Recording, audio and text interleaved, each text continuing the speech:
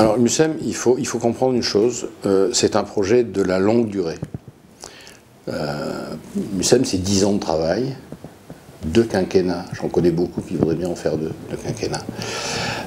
3 présidents de la République, 8 ministres de la Culture, des épisodes comme ça nombreux, donc on gagne le concours en 2003. Il faut savoir que Rudy et moi, on se connaît depuis très longtemps, on est issus de la même région. On est lauréat d'un concours international auquel étaient attraits les plus grands cabinets mondiaux de l'époque, hein, Stephen Hall, Zaha Hadid, and so on. Billy Tien, qui a fait une extension de musée à New York. Et donc, nous sommes agréés pour participer et nous sommes finalement désignés lauréats.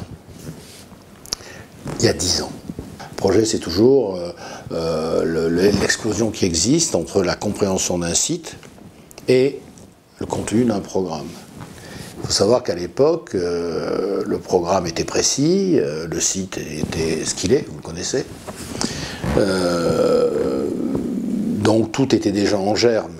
Maintenant, quelle réponse donner à ce site ?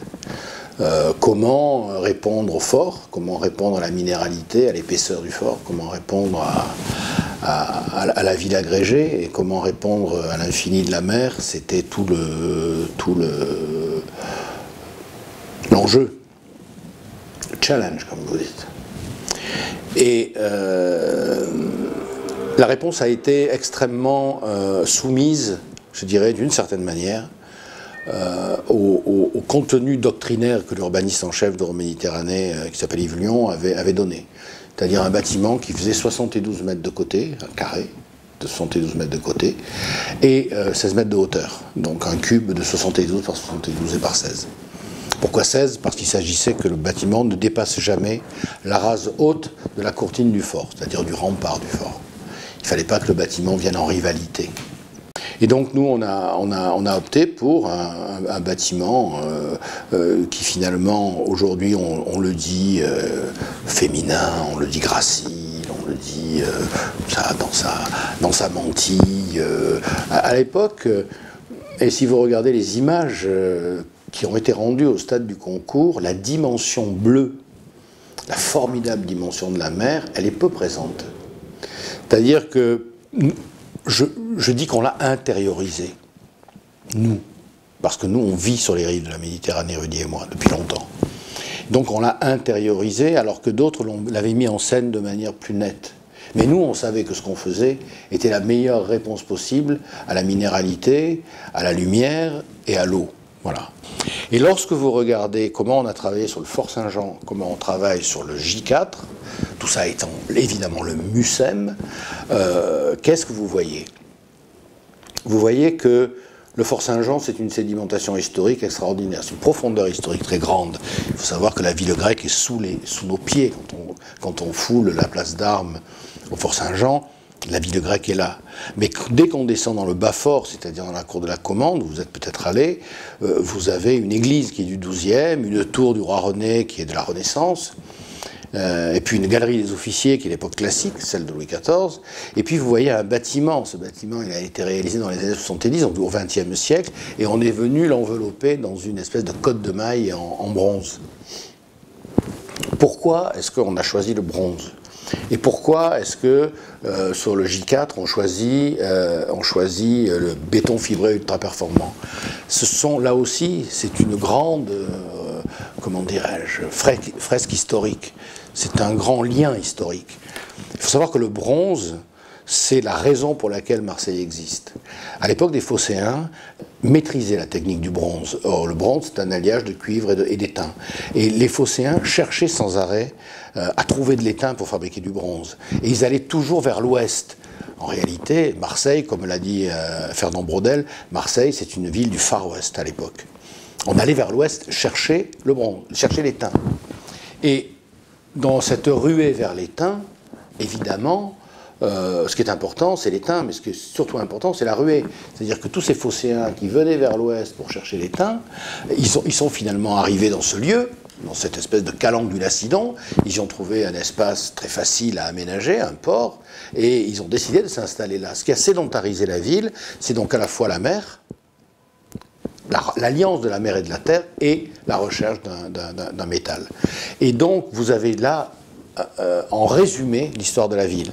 Le bronze dans le Bas-Fort Saint-Jean, et le BFUP, qui est un matériau qui fabriquera demain les très grands bâtiments, qui explore un champ technologique vraiment du futur, qui est le matériau qui a construit le MUSEM J4. Donc le MUSEM, c'est un projet d'architecture, c'est un projet de civilisation, c'est un projet culturel, c'est un projet qui réconcilie d'une certaine manière la ville avec la mer, avec son littoral, parce que Marseille s'est construite en tournant le dos à la mer.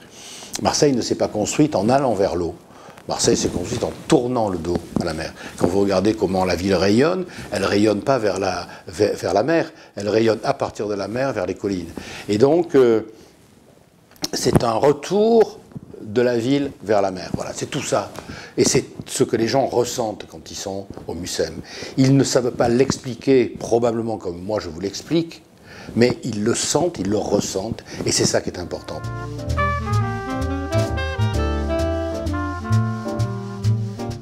Je vais vous faire un aveu.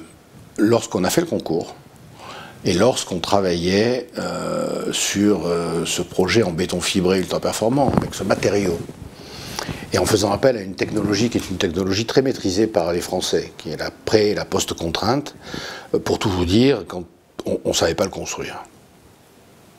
Voilà, au début, il y a 10 ans, on ne savait pas le faire.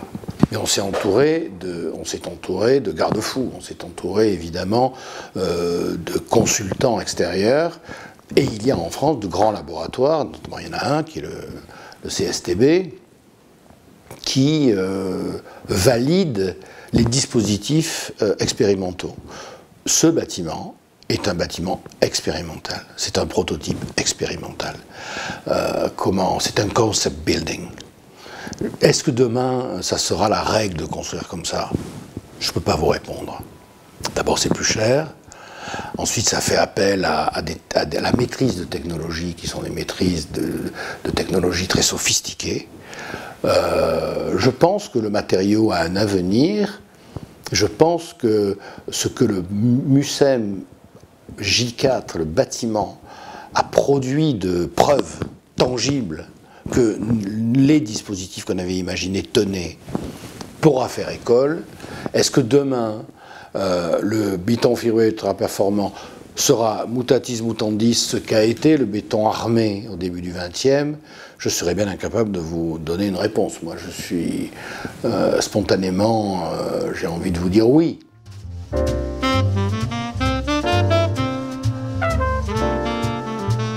C'est un sentiment étrange. Quand on retourne sur des lieux dans lesquels on a travaillé, on voit que ce qui ne va pas. Vous voulez que je vous dise? On voit tout ce qui ne va pas. Tout d'un coup, là, on n'aurait pas dû faire ça, là, on n'aurait pas dû faire ça. Merde, j'aurais pas dû faire un plan, j'aurais dû faire une surface plus complexe. Voilà ce qu'on voit. Mais après, on regarde les gens. Bon, et on se dit qu'on a pas mal travaillé, finalement. Que la contribution qui a été la nôtre au progrès de cette ville n'a pas été insuffisante.